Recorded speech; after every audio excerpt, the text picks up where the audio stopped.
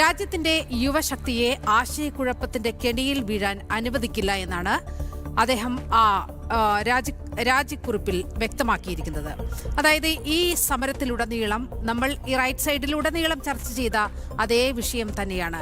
ഈ സമരം ഹൈജാക്ക് ചെയ്തത് ആരാണ്? ഈ സമരം അവസാനിച്ചു. എന്നിരുന്നാലും അതിന്റെ പിന്നിലുള്ള ദേശവിരുദ്ധത അതെല്ലാം വീണ്ടും വീണ്ടും നമ്മൾ തുറന്നു കാണിക്കുക തന്നെ ചെയ്യേണ്ടതല്ലേ? തീർച്ചയായിട്ടും. ഇവിടെ എന്തുകൊണ്ടാണ്, അതായത് ഈ രാജ്യപ്രഖ്യാപനത്തിൻ്റെ ഭാഗമായി തന്നെ ധർമ്മേന്ദ്ര പ്രധാൻ പറയുന്നുണ്ട്, ദേശവിരുദ്ധ ശക്തികൾ ഈ സമരത്തിൻ്റെ മറവിൽ മുതലെടുപ്പ് നടത്താൻ ശ്രമിക്കുന്നു. ആ മുതലെടുപ്പ് പൂർണ്ണമായും അംഗീകരിക്കാനാകില്ല.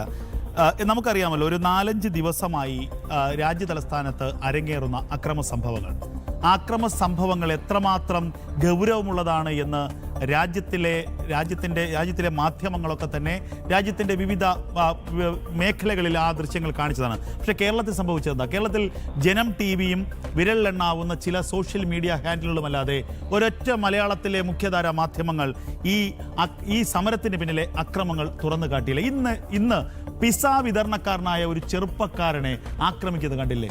ആ ചെറുപ്പക്കാരൻ കണ്ണീരുമായിട്ടാണ് പോകുന്നത്.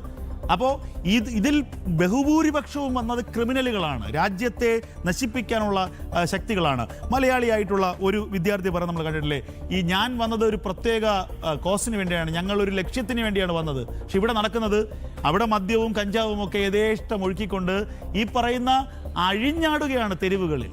ആ സമരപ്പന്തലിൽ അഴിഞ്ഞാടുകയാണ്, ആ പോലീസുകാരെ ആക്രമിക്കുകയാണ്. ഈ ഒരു സമരം നടത്താൻ, അതായത് ജനാധിപത്യപരമായി ഒരു സമരം നടത്താൻ, അത് പറയുന്നത് അണ്ണാ ഹസാരയുടെ സമരത്തിന് ശേഷം നടന്ന 2ാം അണ്ണാ ഹസാരെ സമരമെന്നാണ് പറയുന്നത്. അപ്പോൾ ആ സമരം നടത്തണമെങ്കിൽ ആ സമരം സമാധാനപൂർണ്ണമായി നടത്താം. നിങ്ങൾക്ക് മുദ്രാവാക്യം വിളിക്കാം, നിങ്ങൾക്ക് ധർമ്മേന്ദ്ര പ്രധാന്റെ രാജി ആവശ്യപ്പെടാം, നിങ്ങൾക്ക് അവിടെ പാട്ട് പാടാം, ഒരു പ്രശ്നമില്ല. പക്ഷേ നിങ്ങൾ പോലീസിനെ ആക്രമിക്കുന്ന എന്തിന്?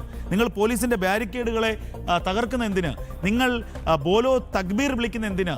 നിങ്ങൾ പ്രധാനമന്ത്രി നരേന്ദ്രമോദിയുടെ രാജി ആവശ്യപ്പെടുന്നതിന്? നിങ്ങൾ ഉമർ ഖാലിദിനെ പോലെയുള്ള ഭീകരന്മാരെ തുറന്നുവിടണമെന്ന് ആവശ്യപ്പെടുന്നത് എന്തിന്? ഇത് മാത്രമേ ഉള്ളൂ ചോദ്യം. അല്ല, ഈ സമരത്തെ ആരും എതിർക്കുന്നില്ല, കേരളത്തിലെ ഒരു മനുഷ്യൻ എതിർക്കുന്നില്ല. കാരണം ജനാധിപത്യ രാജ്യത്ത് എതിർ ശബ്ദങ്ങൾ ഉയർന്നു വരേണ്ടത് തന്നെയാണ്. അവകാശ പോരാട്ടങ്ങളിലൂടെയാണ് ഈ രാജ്യം സ്വാതന്ത്ര്യം നേടിയത് എന്നുള്ളത് യാഥാർത്ഥ്യമാണ്. അപ്പോൾ എന്ത് സാഹചര്യത്തിലാണെങ്കിലും നിങ്ങൾ കലാപത്തിലേക്ക് പോകരുത്, നിങ്ങൾ നിയമം കയ്യിലെടുക്കരുത്, നിങ്ങൾ ഒരു പോലീസ് ഫോഴ്സിനെ ആക്രമിക്കുന്നത് ശരിയല്ല എന്നത് മാത്രമാണ് പ്രധാനമായും ഈ രാജ്യസ്നേഹികൾ ഈ സമരത്തെ എതിർക്കുന്നവർ ചൂണ്ടിക്കാട്ടിയത്. ഞാൻ തിരിച്ചൊരു കാര്യം ചോദിക്കട്ടെ, ഇവിടെ എവിടെയാണ് വിജയിച്ചത്? രാഹുൽ ഗാന്ധി പറയുന്നു, അയ്യോ യുവജനങ്ങളെ, നിങ്ങൾക്ക് എൻ്റെ അഭിവാദ്യങ്ങൾ, നിങ്ങൾ വിജയിച്ചിരിക്കുന്നു, ഞങ്ങൾ വിജയിച്ചിരിക്കുന്നു. ഈ പറയുന്ന രാഹുൽ ഗാന്ധിക്കോ, ഈ കേരള രാജ്യത്തെ ഇടതുപക്ഷത്തിനോ, രാജ്യത്തെ DYFIക്കോ, യൂത്ത് കോൺഗ്രസിനോ, കേരളത്തിലെ രാജ്യത്തെ ഇന്ത്യ മുന്നണിയിലുള്ള പ്രതിപക്ഷ കക്ഷികൾക്കോ എന്തെങ്കിലും ഒരു ഉളുപ്പുണ്ടോ ഇതിൻ്റെ ഈ ഉത്തരവാദിത്തം, അല്ലെങ്കിൽ ഇതിൻ്റെ ഈ മേന്മ ഏറ്റെടുക്കുക, ഇതിൻ്റെ ക്രെഡിറ്റ് ഏറ്റെടുക്കാൻ? ഒന്നുമില്ല.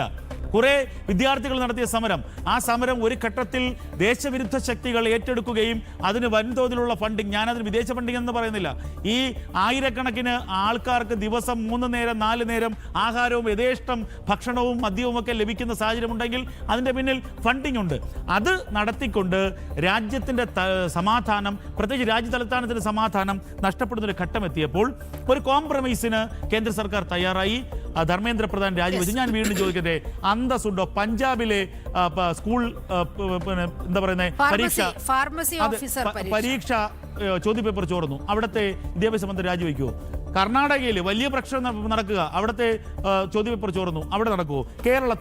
കേരളത്തിൽ 2 പരീക്ഷകളിൽ ക്രമക്കേട് നടന്നുവെന്ന് കണ്ടെത്തുകയും SIT അന്വേഷിക്കുകയും ചെയ്യുകയാണ്. ഒന്ന്, ഞാൻ പറയുന്നത് ആസൂത്രണ ബോർഡ് നിയമനവുമായി ബന്ധപ്പെട്ട്, മറ്റൊന്ന് KRFഡിലെ അസിസ്റ്റന്റ് കാഷ്യർ തസ്തികയുമായി ബന്ധപ്പെട്ട്. ഇവിടെയും നടക്കുന്നുണ്ട്. അങ്ങനെയെങ്കിൽ നാളെ മുതൽ ഇവിടെ ഒരു കൂട്ടം ചെറുപ്പക്കാർ, അല്ലെങ്കിൽ ഏതെങ്കിലും പാർട്ടിക്കാർ തിരുവനന്തപുരത്ത് തലസ്ഥാന സെക്രട്ടറിയുടെ മുന്നിൽ ഇത്തരത്തിലുള്ള സമരം നടത്തുകയും തലസ്ഥാനത്തിൻ്റെ സമാധാന അന്തരീക്ഷത്തെ മൊത്തം അങ്ങ് ഹൈജാക്ക് ചെയ്യുകയും ചെയ്തു കഴിഞ്ഞാൽ ഇവിടുത്തെ വിദ്യാഭ്യാസ മന്ത്രി രാജിവെക്കുമോ? അല്ലെങ്കിൽ ഇവിടുത്തെ മന്ത്രിമാർ രാജിവെക്കുമോ? മുഖ്യമന്ത്രി രാജിവെക്കുമോ? അപ്പോൾ ഇതൊക്കെ നടത്തുമ്പോഴും ചിന്തിക്കേണ്ടത് രാജ്യത്തിൻ്റെ ഒത്തൊരുമയും രാജ്യത്തിൻ്റെ സുരക്ഷിതത്വവും ജനങ്ങളുടെ ജീവനും സ്വത്തിനുമുള്ള സുരക്ഷയുമാണ് പ്രധാനം എന്നുള്ളത് ചിന്തിക്കുക. ഇത്തരത്തിലുള്ള കപട ദേശീയതയ്ക്ക് വേണ്ടി അല്ലെങ്കിൽ ഇത്തരത്തിലുള്ള കപട എന്താ പറയുക വാദങ്ങളെ അംഗീകരിച്ചാൽ അത് രാജ്യത്തിന് ദൂരവ്യാപകമായ പ്രത്യാഘാതങ്ങൾ ഉണ്ടാക്കുമെന്ന കാര്യത്തിൽ യാതൊരു സംശയവുമില്ല. ഇത് ഒരു പരാജയപ്പെടലോ അല്ലെങ്കിൽ കീഴടങ്ങളോ അല്ല, ഇത് തന്ത്രപ്രധാനമായ ഒരു നീക്കമാണ്. ധർമ്മേന്ദ്ര പ്രധാന്റെ രാജിയിലൂടെ ഈ വിഷയത്തെ പരിഹരിക്കാൻ കേന്ദ്ര സർക്കാർ തീരുമാനിച്ചിരിക്കുന്നു. ഇനി ഇതുമായി ബന്ധപ്പെട്ട കേസുകൾ അവസാനിപ്പിക്കുമെന്ന് പറയുന്നത് ഞാൻ മനസ്സിലാക്കുന്നത് നിസാരമായ കേസുകൾ മാത്രമാണ് അവസാനിപ്പിക്കുക. ഇതിൽ കൊടും ക്രിമിനൽ കേസുകൾ ഉണ്ട്. 400-ലധികം പേർ തീവ്രവാദ പശ്ചാത്തലമുള്ള അല്ലെങ്കിൽ ദേശവിരുദ്ധ പശ്ചാത്തലമുള്ളവരാണ്.